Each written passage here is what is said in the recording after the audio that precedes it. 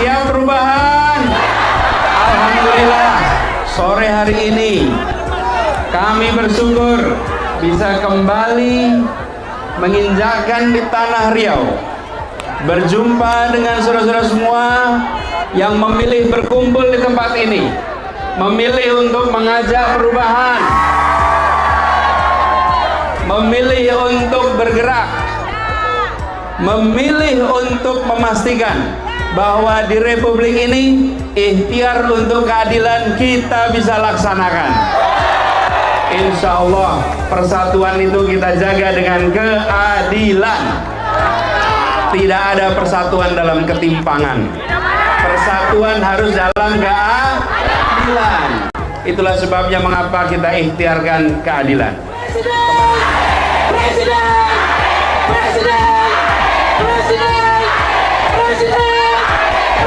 Relawan, tambahnya, adalah orang yang bekerja sebagai sukarela. Seperti kata Pak Anies, relawan itu bukan orang yang minta bayaran, sebab berapapun bayaran yang diberikan tetap saja terlalu kecil suatu perbuatan yang mulia. Tujuan kita adalah ingin memperbaiki nasib dan taraf hidup. Kita mendukung Anies dalam rangka untuk memperbaiki itu semua. Rezim sekarang ini telah gagal mensejahterakan rakyat. Mereka asyik memakmurkan dan memperkaya diri sendiri dan keluarga, serta karib kerabatnya tanpa memikirkan nasib rakyat. Rezim seperti ini harus diakhiri. Caranya, menggantikannya dengan orang yang punya komitmen memperbaiki nasib rakyat. Orang itu adalah Anies Baswedan seperti yang terlihat dalam rekam jejaknya sewaktu memimpin ibu kota. Maju kotanya, bahagia warganya. Kita berharap Anies bisa melakukan tindakan maju negaranya, sejahtera rakyatnya. Kajian politik merah putih, Istana khawatir dan frustasi melihat elektabilitas Anies Baswedan. Popularitas dan elektabilitas Anies Baswedan yang makin naik membuat Istana makin khawatir dan frustasi. Pihak Istana khawatir ketika Anies Baswedan menjadi presiden mengubah berbagai kebijakan di era Joko Widodo. Istana semakin khawatir dan frustasi karena elektabilitas Anies Baswedan tidak bisa dibendung sekalipun telah dibendung baik lewat serangan pasar maupun kekuatan survei yang terus mencoba memanipulasi angka untuk mengubah persepsi masyarakat agar melupakan Anies Baswedan. Kata Koordinator Kajian Politik Merah Putih Sutoyo Abadi, jagoan Istana di Pilpres 2024 Ganjar Pranowo, kata Sutoyo, elektabilitas dan popularitasnya stagnan. Bahkan kegiatan yang dilakukan relawan Gubernur Jawa Tengah itu sepi pengunjung. Bahkan elektabilitas Anies Baswedan disertai fakta massa yang begitu histeris menyambut mantan Rektor Universitas Paramadina Jakarta itu terjadi di mana-mana. Sementara Ganjar coba memakai model gaya lama menggelar dangdutan dengan berbagai artis massa menghilang seperti ditelan bumi, paparnya. Kata Sutoyo, sekitar 9 lembaga survei sewaan terus putar angka elektabilitas untuk mendongkrak Ganjar, tetapi harus menelan pil pahit ketika terus berhadapan dengan polling tanpa rekayasa seperti yang dilakukan oleh ILC. Menggelar polling dengan pernyataan bahwa seandainya Pilpres diadakan hari ini, siapa pilihan Anda? Jawaban netizen yang ikut memilih sebanyak 56.000 voters berpartisipasi. Hasilnya, ada 77% pemilih Anies Baswedan, kemudian ada Gubernur Jawa Tengah Ganjar Pranowo, yang disusul Prabowo Subianto masing-masing 14% dan 9%. Sutoyo mengatakan Ferdinand Hutahean, pengkritik Anies seringnya dengan suara pedas mencoba membuat polling sendiri seolah ingin menandingi polling ILC di akun Twitternya. Awalnya Ferdinand tidak percaya hasil polling ILC itu.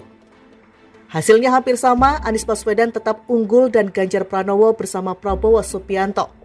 Ada 60.254 warganet yang ikut partisipasi yang membuat Anies unggul jauh 63% suara. Ganjar hanya 31% suara dan 6% pemilih ke Prabowo Subianto, jelasnya. Khawatir dan frustasi, Istana akan mencoba menunda pemilu dan mengeluarkan perpu dengan merekayasa keadaan, memaksa untuk membuat rekayasa Anies Baswedan digiring KPK. Rezim oligarki juga mengalami kepanikan bersama dengan situasi yang sedang merubah terjadinya dejokowisasi stereotip, pembohong, pembual, tukang hutang, otoriter, haus kekuasaan dan akan menabrak semua aturan. dan undang-undang atau mengganti semua aturan dan undang-undang yang tidak sejalan dengan nafsu mempertahankan kekuasaan telah tercium oleh masyarakat luas, pungkasnya. Saya harus ngomong apa adanya, nggak ada progres yang signifikan, nggak ada.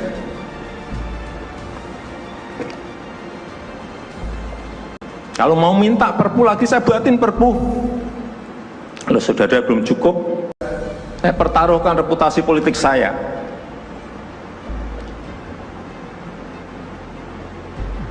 Sekali lagi tolong ini betul-betul dirasakan kita semuanya. Jangan sampai ada hal yang justru mengganggu. Sekali lagi, langkah-langkah extraordinary ini betul-betul harus kita lakukan. Dan saya membuka yang namanya langkah, entah langkah-langkah politik, entah langkah-langkah kepemerintahan akan saya buka. Langkah apapun yang extraordinary akan saya lakukan. Bisa aja membubarkan lembaga,